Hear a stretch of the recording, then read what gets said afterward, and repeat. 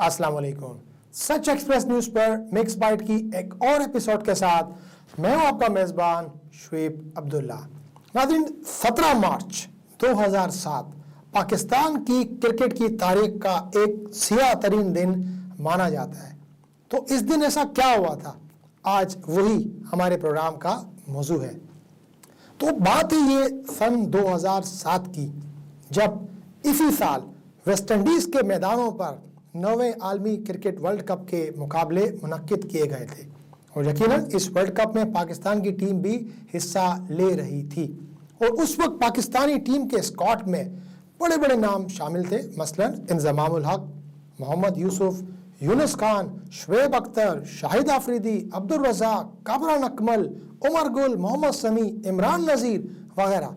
ये बड़े बड़े नाम उस टीम में मौजूद थे। क़यादत हमारी टीम की इंजमामुल हक कर रहे थे।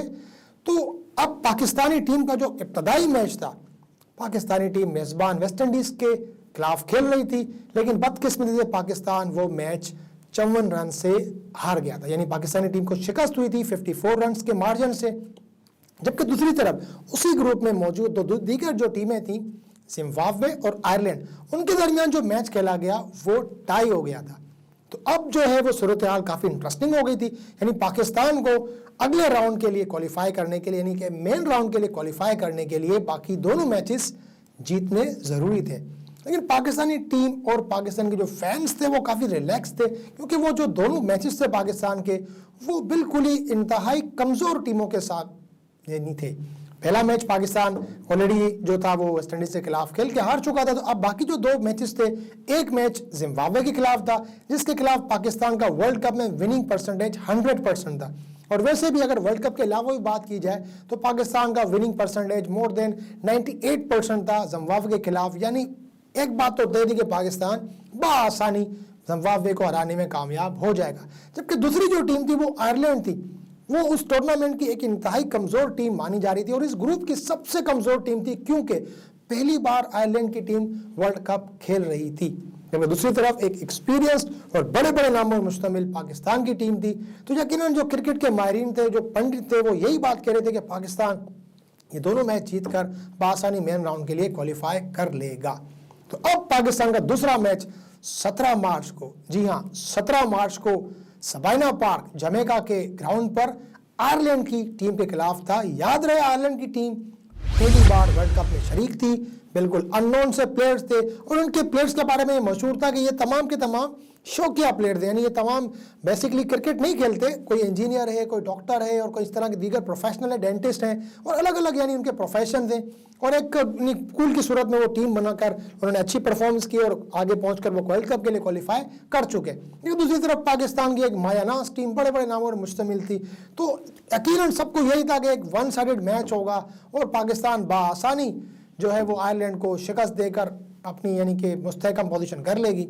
लेकिन 17 मार्च 2007 को सबाइना पार्क किंगस्टन जमैका में कुछ और ही होने वाला था। पाकिस्तानी टीम ने पहले बैटिंग की और इन बड़े बड़े नामों में मुश्तमिल पाकिस्तान की टीम आयरलैंड की अननोन सी और बिल्कुल कमज़ोर बॉलिंग के सामने सिर्फ 132 रन पर ऑल आउट हो गई। जी हाँ, इस टीम में जिसमें मोहम्मद हफीज, शुएब मलिक, इंजमाम, यूनुस खान, मोहम्मद यूसुफ और दीगर बड़े बड़े नाम शामिल थे, इमरान नज़ीर वगैरह, 132 रन पर तमाम के तमाम जो है वो पवेलियन जा पहुंचे। अब पाकिस्तान को 132 रन डिफेंड करने का चैलेंज दरपेश था और भलाखिर आयरलैंड की टीम जब मैदान में उतरी चेस करने के लिए, अब ये पाकिस्तान के लिए डू और डाई मैच था। पाकिस्तान को 132 का टारगेट डिफेंड करना था। बहुत ही नपीत वाली बॉलिंग की पाकिस्तान ने, हर तरह की कोशिश की, लेकिन इसके बावजूद पाकिस्तानी टीम आयरलैंड को 132 का टारगेट यानी कि अचीव करने से ना रोक सकी और आयरलैंड ने 7 विकेट के नुकसान पर पाकिस्तान को यानी कि जो 132 रन का टारगेट था 133 रन का, उसको अचीव कर लिया, हासिल कर लिया 7 विकेट के नुकसान पर। यूं आयरलैंड ने तारीख रकम कर दी और पाकिस्तानी टीम को 3 विकेट से शिकस्त दे दी और पाकिस्तानी टीम इस वर्ल्ड कप में सिर्फ 4 दिन की मेहमान रही। और यही वजह से 17 मार्च 2007 का दिन पाकिस्तानी क्रिकेट की तारीख का एक सियाह तरीन दिन माना जाता है। क्रिकेट वर्ल्ड कप जिसका फैंस मुद्दतों इंतजार करते हैं, तैयारियां करते हैं, टिकट लेकर इवन के ग्राउंड में जाते हैं, यानी पाकिस्तान से बाकायदा वीज़ा का प्रोसेस होता है और वो वहाँ मैदान में जाकर मैच देखते हैं और एक एक दिन इंतज़ार करके गुजारते हैं। और पाकिस्तानी 4 साल के बाद एक बार वर्ल्ड कप होता है और पाकिस्तानी टीम जो कि एक बहुत ही मायानाज और एक बड़ी टीम समझी जाती है, सिर्फ और सिर्फ उस वर्ल्ड कप में सिर्फ 4 दिन की मेहमान। 13 तारीख को ये वर्ल्ड कप शुरू हुआ, 13 मार्च को, और 17 मार्च को पाकिस्तानी टीम जो थी उस टूर्नामेंट से बाहर हो चुकी थी। तो ये एक पाकिस्तानी क्रिकेट की तारीख का एक स्याह तरीन दिन माना जाता है। इतने बड़े बड़े नामों पर मुश्तमिल टीम जो थी वो एक ऐसी टीम जो फर्स्ट टाइम वर्ल्ड कप खेल रही थी, उसके हाथों शिकस्त खा के वर्ल्ड कप से बाहर हो गई। लेकिन अभी बात यहीं पर ख़त्म नहीं होती है। अगले ही दिन पाकिस्तानी टीम को एक और बहुत बड़ा झटका जो है वो यानी कि सुनने को मिला, जब होटल के कमरे में पाकिस्तानी टीम के कोच, उस वक्त के जो कोच थे बॉब वुलमर साहब, वो अपने कमरे में यानी अपने होटल के कमरे में मुर्दा पाए गए। तो इस हवाले से भी काफ़ी स्पेकुलेशन हुई यानी शुरू में। और जब वो मुर्दा पाए गए तो जब पोस्टमार्टम वगैरह किया गया तो उनकी जो गले की हड्डी थी वो भी ब्रेक नज़र आई। तो अब इंडियन मीडिया जो था वो काफ़ी उसके ऊपर शोर मचाने लगा कि ये जो है वो मैच फिक्स था और इसमें ऐसा हुआ। पाकिस्तानी टीम और उसके फैंस वगैरह ऑलरेडी बहुत बड़े सदमे से गुजर रहे थे। एक ऐसी टीम जो वर्ल्ड कप जीतने के लिए गई और काफ़ी स्ट्रॉन्ग कंटेंडर थी, उसके बावजूद वो सिर्फ और सिर्फ 4 दिन में वर्ल्ड कप से बाहर हो गई थी। अब दूसरा सदमा ये हुआ कि कोच थे टीम के, यानी कि जो करंट कोच थे, वो अगले ही दिन जो थे वो अपने होटल के कमरे में मुर्दा करार पाए गए और पाकिस्तानी टीम जो थी वो अंडर इन्वेस्टिगेशन आ गई। इन तमाम जो हमारी टीम थी और जो जितना भी जो क्रू वहाँ पर मौजूद था उन तमाम को अंडर इन्वेस्टिगेशन किया गया। काफ़ी प्लेयर्स से क्वेश्चंस वगैरह हुए।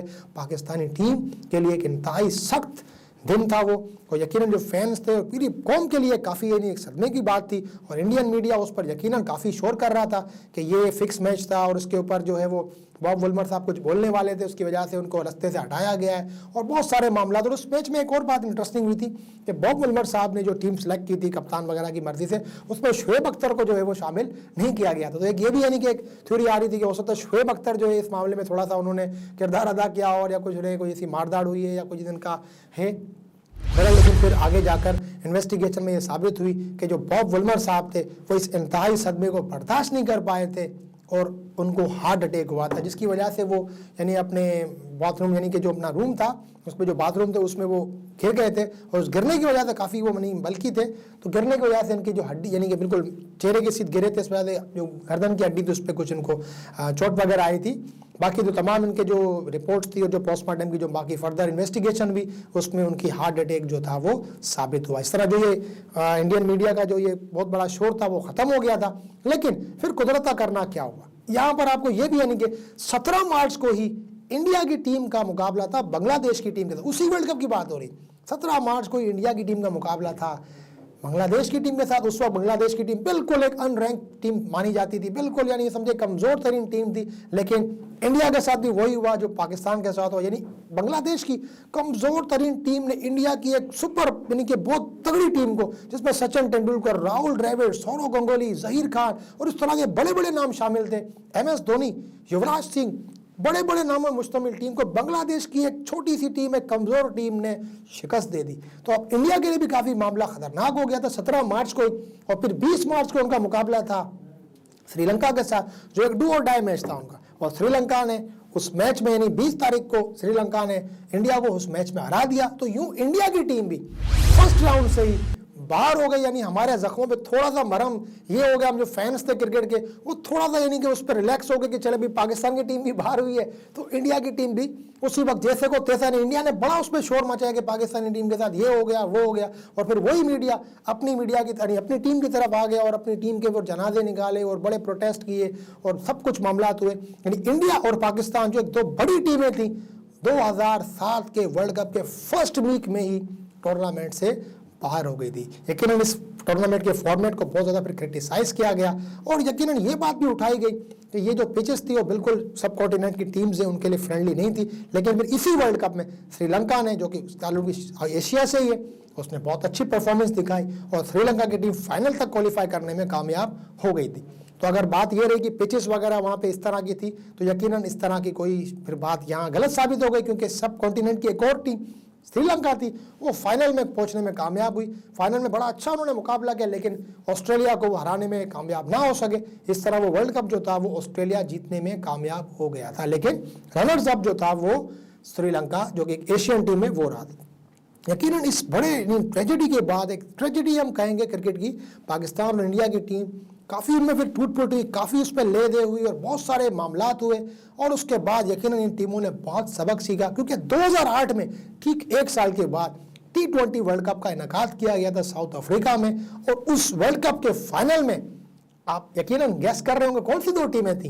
बिल्कुल, आपका गैस बिल्कुल ठीक है, पाकिस्तान और इंडिया फाइनल में पहुंचने में कामयाब हो गई थी। और फिर अनफॉर्चुनेटली उस फाइनल में इंडिया ने पाकिस्तान को सिर्फ 5 रन से शिकस्त दी थी और पाकिस्तान वो फाइनल हारा था। लेकिन पाकिस्तान की टीम रनर्स अप रही थी, यानी जो टॉप 2 टीम थी, जो वो टीम है जो पहले राउंड में ही बाहर हो गई थी, एक ही साल में उन्होंने काफ़ी अपने आप को रिकवर किया और पाकिस्तानी टीम जो वो 2nd नंबर पर आई और इंडिया की टीम 1st नंबर पर उस वर्ल्ड कप पे आई। लेकिन पाकिस्तान ने यहाँ हार नहीं मानी।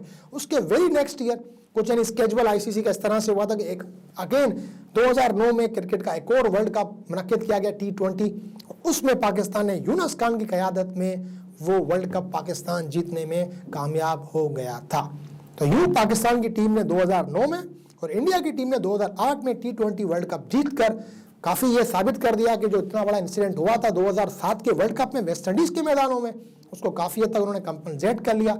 फैंस को भी काफ़ी हद तक उन्होंने मुतमईन किया और इस तरह के मामलात एक यादगार होकर सामने आए। लेकिन अब भी जब भी पाकिस्तान की क्रिकेट की तारीख की बात होती है, 17 मार्च 2007 को एक सियाह तरीन एक तारीख दिन के नाम से जाना जाता है, क्योंकि उस दिन पाकिस्तानी टीम वर्ल्ड कप में 50 ओवर्स के वर्ल्ड कप में सिर्फ 4 दिन के अंदर वर्ल्ड कप से बाहर हो गई थी। तो ये तो थी आज की एपिसोड। इंशाल्लाह आने वाली एपिसोड में हम इसी तरह के किसी और मौजू के साथ आपकी खिदमत में हाजिर होंगे। अब हमारी पिछली एक साथ देखने के लिए हमारे यूट्यूब चैनल को सब्सक्राइब कर सकते हैं। हमारा यूट्यूब चैनल मौजूद है जिस पर आप मिक्स बाइट की पिछली एपिसोड, इसके अलावा दीगर बहुत सारा स्टफ, आप मालूमाती स्टफ देख सकते हैं। इसके अलावा हमारी आप वेबसाइट विजिट कर सकते हैं। हमारी वेबसाइट है www.suchexpressnews.com। अपना और दुनिया के लोगों का सबका बहुत ख्याल रखिएगा। अल्लाह हाफिज़।